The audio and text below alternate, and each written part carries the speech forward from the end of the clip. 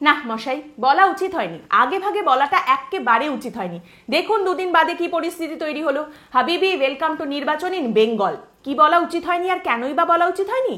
কিছুই না, নির্বাচন কমিশন দুদিন আগেই পশ্চিমবঙ্গের প্রশংসায় একেবারে ডগমগ হয়ে যাচ্ছিল। সন্টু মন্টু ঘন্টু পুন্টু পশ্চিমবঙ্গে কি ভালো ভোট হচ্ছে, 3টে ফেজ হয়ে গেছে, সেভাবে ছাপ্পা ভোট, মারামারি, সংঘাতের খবর টবর আসেনি, মানুষজন এখনো উল্টে যাননি, কি ভালো ভোট হচ্ছে পশ্চিমবঙ্গের ভোট, একেবারে জাদু জাদু। কিন্তু তারপরেই কি হলো দেখুন। দেখুন 3টে ফেজ হয়েছিল, চতুর্থ ফেজ আসতে না আসতে কিন্তু সবটা বদলে গেল। ক্যারেক্টার সার্টিফিকেট দেওয়াটা একটু আগে ভাগে হয়ে গেছিল, কারণ এই চতুর্থ ফেজে পশ্চিমবঙ্গে আমরা কিন্তু একদম নখ দাঁত বের করে ফেলেছি এবং ফুল ফ্লেজেড আমরা বোঝাতে শুরু করে দিয়েছি যে দেখো বস আমরা কি পারি। প্রথমেই আমরা আসবো আমাদের ভালোবাসার জায়গা বীরভূমে। কেষ্ট এবারে নেই কিন্তু কষ্ট আছে। বীরভূমে একটা বুথের মধ্যে দেখা গেল এক ব্যক্তি বারবার সেই বুথের মধ্যে ঢুকে পড়ছেন, ভোটারদের একেবারে ইভিএম এর সামনে নিয়ে গিয়ে ঘাসফুল প্রতীকটা দেখিয়ে দিচ্ছেন যে কোথায় ভোটটা দিতে হবে। ভোটারদের নিয়ে যাচ্ছেন, আঙুল দিয়ে দেখিয়ে দিচ্ছেন যে এইখানে ভোটটা দাও, এইখানে ঘাসফুলটা রয়েছে, এইখানে ভোটটা দাও। জানা যাচ্ছে তিনি একজন তৃণমূল কংগ্রেসের নেতা, আর তিনি এই যে দাপাদাপি বুথের ভেতরে করছেন সেটা পুরোটাই চলছে প্রিসাইডিং অফিসারের সামনে। প্রিসাইডিং অফিসার কিচ্ছু বলেননি। প্রিসাইডিং অফিসার ইজ লাইক, আমাকে প্রাণটা নিয়ে বাড়ি ফিরতে দিন দাদা, আমি এসবের মধ্যে নেই, আমি কিচ্ছু বলতে চাই না, ডিউটি করতে এসেছি, আমি শুধু বেঁচে বাড়ি ফিরতে চাই, গণতন্ত্র রক্ষা করার দায়িত্ব আমার একার কাঁধে তো নেই, অতএব আমাকে এসব প্রবলেমের মধ্যে ফেলবেন না। থ্যাঙ্কফুলি নির্বাচন কমিশন ওয়েবকাস্টিং এর মাধ্যমে বুথের ভেতরের এই ঘটনা দেখতে পায় এবং তারপর সেই প্রিসাইডিং অফিসারকে সরিয়ে দেওয়া হয়। আপনারা জানেন বীরভূমে এবারে তৃণমূল কংগ্রেসের প্রার্থী শতাব্দী রায়। কেষ্টমণ্ডল তো নেই, কেষ্টমণ্ডলকে ছাড়াই তিনি এবার প্রচার করছেন। সকাল সকাল তিনি প্রচারে বেরোতেন এবং রাতের বেলা বিক্ষোভ ক্ষোভ সমস্ত কিছুর সম্মুখীন হয়ে তারপর তিনি বাড়ি ফিরতেন। এমনকি নির্বাচনী প্রচারের শেষ দিন পর্যন্ত মানুষের কাছ থেকে তাকে শুনতে হয়েছে জল নেই কেন, কল নেই কেন, আপনি এতদিন তাহলে থেকে কি করলেন। এখন বিষয়টা হচ্ছে এইসব কারণেই মনে হয় তার দলের একজনের মনে হয়েছিল যে মানুষকে একটু সাহায্য করা দরকার, বুথের ভেতরে গিয়ে দেখিয়ে দিই না হয় ভোটটা কোথায় দিতে হবে। যাক গে সেসব কাজ তিনি করেছেন। এবারে নির্বাচনের সময় অন্যতম উত্তপ্ত জায়গা ছিল এই বোলপুর এবং বীরভূম, এটা নিয়ে তো কোনো সন্দেহই নেই। তবে দেখা গেল এই এলাকায় কেষ্টমণ্ডল না থাকলেও ভোটারদের মধ্যে গুড় বাতাসা এবং নকুলদানা বিলি করা হচ্ছে। এই প্রেশার ট্যাকটিক কতটা কাজে দিয়েছে সেটা তো নির্বাচনের ফলাফল বেরোলে তবেই বোঝা যাবে। এরপরেই আমরা চলে আসছি কৃষ্ণনগরে। এখানে তো একদম প্রেস্টিজ ফাইট চলছে।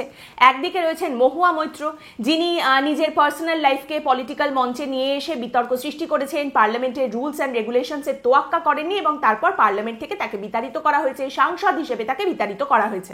তারপরেও তৃণমূল কংগ্রেস তাকে টিকিট দিয়েছে এবং কৃষ্ণনগরে প্রার্থী করে দাঁড় করিয়ে দিয়েছে। আর উল্টো দিকে রয়েছেন রানীমা অমৃতা রায়।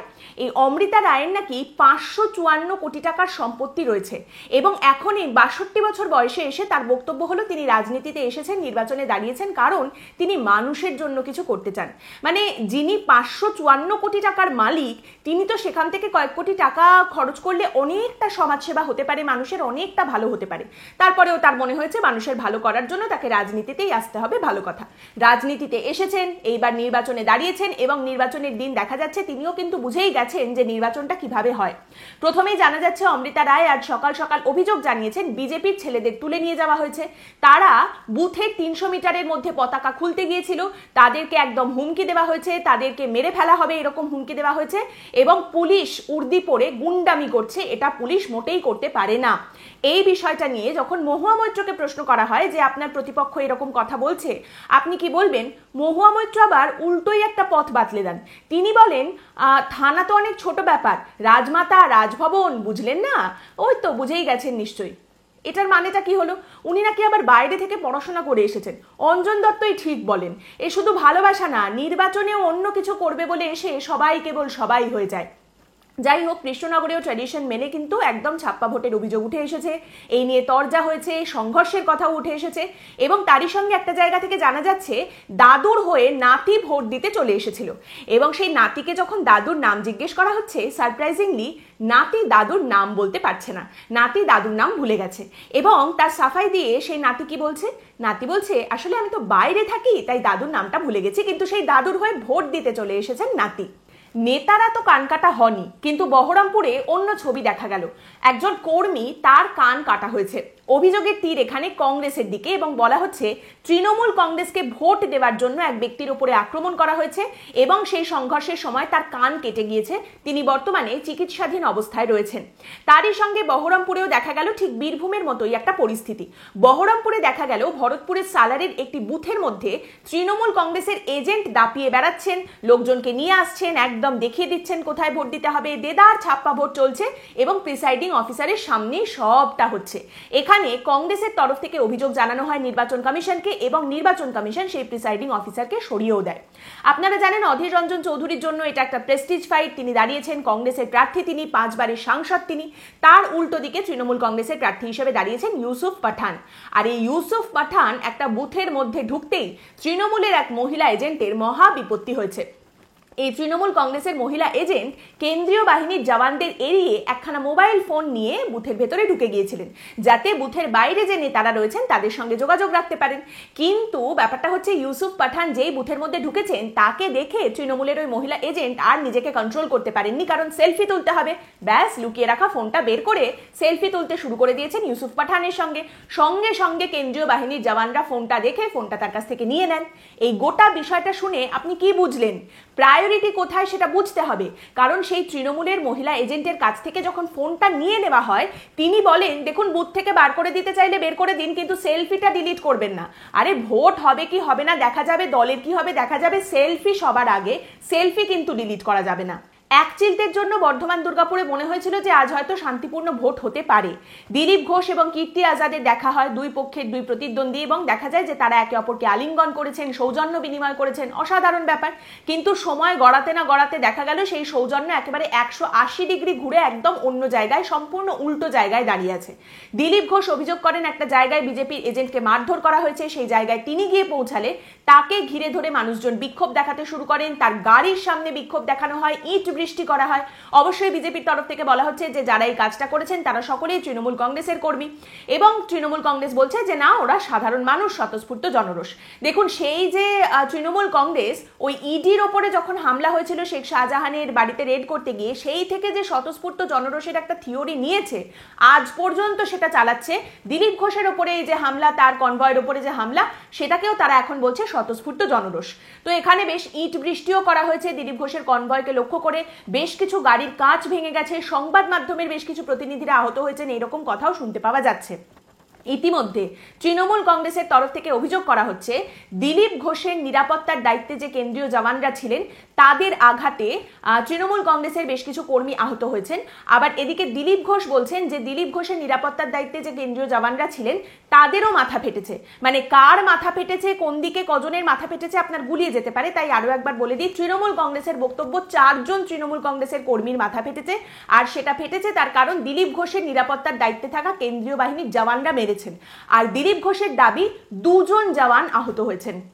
আজকের এই ভোটের চিত্র দেখার পর এতদিন পর্যন্ত নির্বাচন কমিশন যে সোনামুখ করে বসেছিল, তারা পশ্চিমবঙ্গের নির্বাচন এবং পরবর্তী দফাগুলোকে কিভাবে অ্যাপ্রোচ করবে জানি না, কিন্তু একটা কথা বলতেই হবে, পশ্চিমবঙ্গে নির্বাচন আসলেই শান্তির আগে কিন্তু বসিয়ে রাখতে হবে। সেটা মনোনয়নের দিন হোক, সেটা নির্বাচনের দিন হোক, নির্বাচনের পরবর্তী সময় ফলাফল বেরোনো তার পরবর্তী সময় হোক, এই জিনিসটা আমরা বারবার দেখে এসেছি। এবং যত দক্ষিণবঙ্গে ভোট আসছে আরো বেশি করে যে পরিস্থিতি উত্তপ্ত হচ্ছে এবং আগামী দিনে আরো যে পরিস্থিতি উত্তপ্ত হবে তার প্রিপারেশন যে অলরেডি বাংলার মানুষজন নিচ্ছেন সেটাও কিন্তু বুঝতে পারা যাচ্ছে। যেমন শ্রীরামপুরে একটা ঘটনা দেখুন, শ্রীরামপুরে আজ ভোট ছিল না, কিন্তু যে ঘটনাটা ঘটেছে আপনি বলতে পারেন এটা কি ছিল, মানে বিজেপি বেগতিক দেখছে নাকি ভাগ মিলখা ভাগের কোনো প্র্যাকটিস করার চেষ্টা করছিলেন বিজেপির এজেন্ট, সেটা আপনি বলতে পারেন। শ্রীরামপুরে আপনারা জানেন তৃণমূল কংগ্রেসের প্রার্থী হিসেবে দাঁড়িয়েছেন কল্যাণ বন্দ্যোপাধ্যায়। সেই কল্যাণ বন্দ্যোপাধ্যায় যিনি ক্যালকাটা হাইকোর্টে যখন কথা বলেন মাঝে মধ্যে মনে হয় যে একেবারে গিরিশ ঘোষের আত্মা তার উপরে ভর করেছে। তো সেখানে বিজেপির প্রার্থী হিসেবে তার উল্টো দিকে শ্রীরামপুরে দাঁড়িয়েছেন কবির শঙ্কর বোস। এবারে তো আপনারা দেখতেই পাচ্ছেন পশ্চিমবঙ্গের রাজনীতিতে স্বামী স্ত্রী তরজা চলছে, একদিকে স্বামী অন্যদিকে স্ত্রী। শ্রীরামপুরে একটু অভিনবত্ব রয়েছে, এখানে ব্যাপারটা হচ্ছে একদিকে রয়েছেন শ্বশুর এবং আরেকদিকে রয়েছেন প্রাক্তন জামাই। কল্যাণ বন্দ্যোপাধ্যায়ের প্রাক্তন জামাই কবির শঙ্কর বোস, দুজন দুদিকে তারা দাঁড়িয়েছেন, এবং শ্রীরামপুরে সিপিআইএম এর প্রার্থী হিসেবে দাঁড়িয়েছেন দীপশিতা ধর। তো এবার দেখা যাচ্ছে যে মক পোল চলছিল শ্রীরামপুরে, এবং সেই মক পোলের সময় ইভিএম ব্যালটের ইউনিট নিয়ে পালানোর চেষ্টা করলেন বিজেপির এজেন্ট অরূপ মালিক। এবং সেটা সিসিটিভি ফুটেজ দেখে নির্বাচন কমিশনের আধিকারিকরা ধরে ফেলেন। এবার আপনি প্রশ্ন করতেই পারেন, মক পোলে পালিয়ে কি হবে? নির্বাচনের দিন কিভাবে তিনি পালাবেন সেটা তিনি প্র্যাকটিস করছিলেন কি? এরকম কিছু হচ্ছিল না? ওই আগেই যেটা বললাম, ভাগ মিলখা ভাগের প্র্যাকটিস হচ্ছিল। দেখুন, পশ্চিমবঙ্গের মাটিতে যেখানে ব্যালট খাওয়ার পর্যন্ত আমরা উদাহরণ দেখেছি, সেখানে এটা আর বড় কথা কোথায়? এটা তো হতেই পারে। এতদিন উত্তরবঙ্গে ভোট ছিল, কম কম আসনে ভোট হচ্ছিল, এইবার আস্তে আস্তে বেশি বেশি আসনে ভোট হওয়ার দিকে আমরা এগোচ্ছি এবং পরিস্থিতি আরো আরো উত্তপ্ত হচ্ছে, যেটা না হলেই আমাদের সবার জন্য ভালো ছিল। কিছুদিন আগেই শুনছিলাম কিছু মানুষজন আলোচনা করছেন যে এবারের ভোটটা নাকি খুব নিরামিষ হতে চলেছে, মানুষের মধ্যে এবারের ভোট নিয়ে উত্তেজনা খুব একটা নেই। সেটা কিন্তু আস্তে আস্তে সম্পূর্ণভাবে ভুল প্রমাণিত হচ্ছে। এতগুলো জায়গা থেকে আজ ছাপ্পা ভোট, সংঘাত, মারামারি, এই সমস্ত কিছুর খবর উঠে এসেছে যে সেগুলো প্রত্যেকটা ধরে ধরে বলাটা একেবারেই সম্ভব নয়। কিন্তু আপনি বুঝতেই পারছেন যে পরিস্থিতি কিন্তু আস্তে আস্তে উত্তপ্ত হচ্ছে। আসলে বিষয়টা হচ্ছে, আমরা যখন খেতে বসি, পাতে তো প্রথমে নিরামিষ আইটেমগুলো পড়ে, তরি তরকারি এই সমস্ত প্রথমে পড়ে, তারপর আস্তে আস্তে আমরা আমিষের দিকে এগোই। এখন ঠিক সেই রকম আস্তে আস্তে আমরা আমিষের দিকে এগোচ্ছি এবং পাতে এরপর যে আমিষগুলো পড়বে, মাছ মাংস যাই পড়বে, সেটার ঝাল যে প্রচন্ড বেশি হবে তার ইঙ্গিত কিন্তু আজই পাওয়া গেছে বেশ ভালোভাবেই। আজকের পর্ব এখানেই শেষ করছি। আপনাদের মতামত এই পর্ব সম্পর্কে অবশ্যই জানাবেন কমেন্ট করে। পরের দিন আবার দেখা হবে অন্য একটি বিষয় নিয়ে আলোচনায়। ভালো থাকবেন।